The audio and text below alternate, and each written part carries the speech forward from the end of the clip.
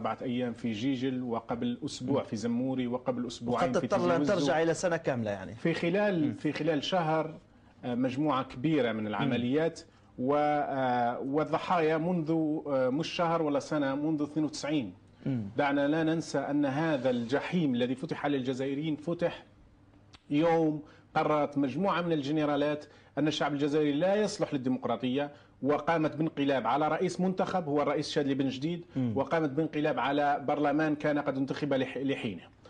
القضية ولم تصلح فيه كل المعالجات التي قدمتها الحكومة، لا محاولات العفو ولا السلم الاجتماعي ولا كل المحاولات التي يعني بذلتها، إعادة الحياة البرلمانية، إعادة الدستور، إعادة كل هذا لم يصلح؟ لم يصلح لأنه كانت محاولات مزيفة. النظام الجزائري سعى إلى إنشاء مجتمع مزيف، أحزاب مزيفة، نقابات مزيفة، تنظيمات مزيفة، مجتمع مدني مزيف، بينما المجتمع الحقيقي مقهور ومظلوم تم تفتيته. خلق نوعية من الناس حتى الذين وصلوا إلى البرلمان، حتى داخل الأحزاب.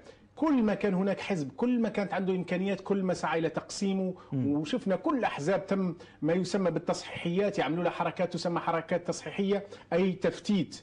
تم تفتيت المؤسسة، المجتمع المدني، تم تفتيت الأحزاب، تم تفتيت النقابات، تم تفتيت، يا إما يقسموها يا إما يخلقوا لها بديل. حتى الجماعات المسلحة خلقوا لها بدائل واخترقت وأصبحت جماعات، هناك جماعات حقيقية وجماعات مخترقة وجماعات مزيفة. الكل مغامض والكل مزيف من أجل البقاء في السلطة والحفاظ على السلطة. ويا ليتهم أبقوا على السلطة ويا ليتهم أبقوا على الدولة. الدولة الآن الدولة في خطر. الدولة في خطر. يعني قبل أن نستطرد في هذا، سيد محمد العربي، يعني تحدث لنا عن ما حدث في يسر والبويرة، يعني ولماذا تركز العنف في هذه المناطق، ويعني هذه العودة ما أسبابها؟ كيف تقرأها أنت؟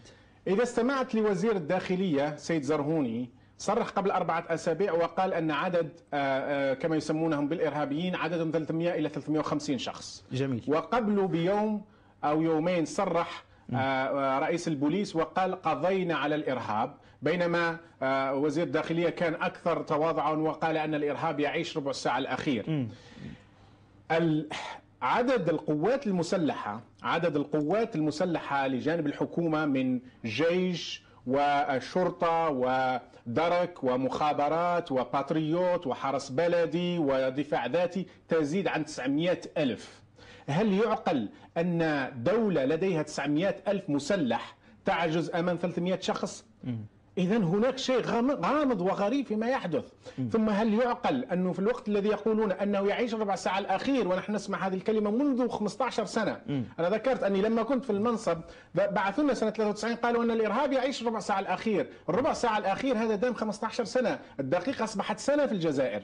ثم القضية هي هذه، هل يعقل أن 300 شخص يقفون أمام 900 ألف؟ إذن هناك ألاعيب، والناس تعرف أن هناك ألاعيب، والناس تعرف أن هناك صراع داخل النظام، والناس تعرف أن هناك جهات تسهل مرور الجماعات، والناس تعرف أن هناك جهات تسمح بإعطاء الأسلحة وإعطاء المتفجرات، والناس تعرف ذلك.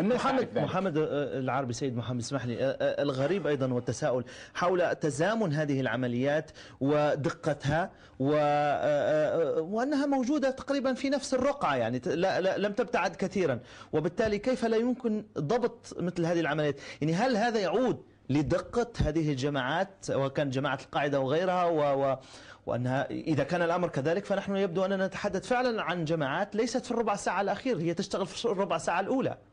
مش فقط في الربع ساعة الأولى، نحن نشهد معناها سقوط الدولة بهذا المعنى، لأنه الطائرات الجزائرية الآن والتي بالمال الجزائري، بينما الجزائريين كثير منهم يأكلوا من المزابل وكثير منهم لا يجدون ما يلبسون أو وين يسكنون، هذه الطائرات تقصف الجبال الجزائرية، الجبال اللي كانت يوما ما مراكز الثوار ومراكز. بالمناسبة احنا اليوم 21 أوت 20 أوت هو ذكرى عزيزة على الجزائريين، سنة 55 ذكرى الهجوم للشمال القسنطيني، و20 أوت 56 ذكرى مؤتمر الصمام. هذه الذكريات بدل ما كانت العزة لجزائر الثورة ومليون شهيد والعالم كله كان يعرف الجزائر والعالم العربي كله كان يتعاطف مع الجزائر، وكانت الثورة الجزائرية شيء معجز ومقدس. الآن الطائرات اللي تشترى بالمال الجزائري تقصف جزائريين، تقصف قرى جزائرية، تقصف مدن جزائرية، تقصف ومع ذلك هذه المنطقة المحدودة جدا وهي منطقة يعني تقصف عفوا اسمح لي، هي تقصف كما تقول السلطات، تقصف إرهابيين وجماعات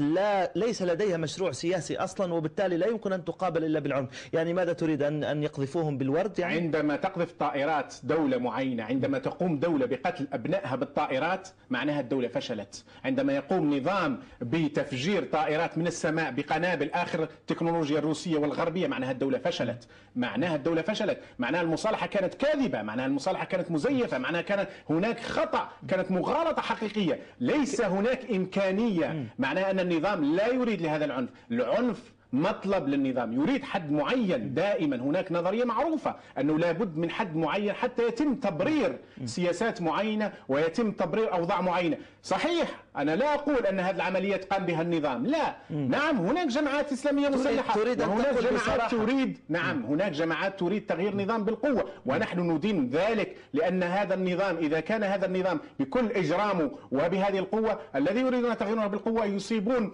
أبرياء ويصيبون جزائر آخر ويحطمون المجتمع كما يحطمون الدولة. ولكن تريد أن تقول بأنها تستفيد من هذه العملية؟ نعم هناك جهات داخل الدولة تستفيد. كيف؟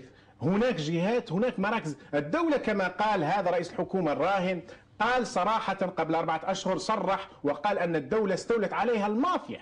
هناك مافيا استولت على الدولة الجزائرية، لم تعد هناك دولة بمعنى أن هناك حكومة وهناك نظام يقاوم أو هناك ليس هناك. الجزائريين يعرفون، ولذلك الجزائري الشعب الجزائري لا يريد أن ينضم لهذا المعركة. محمد العربي يعني هذا كلام عام. من ليس كلام عام.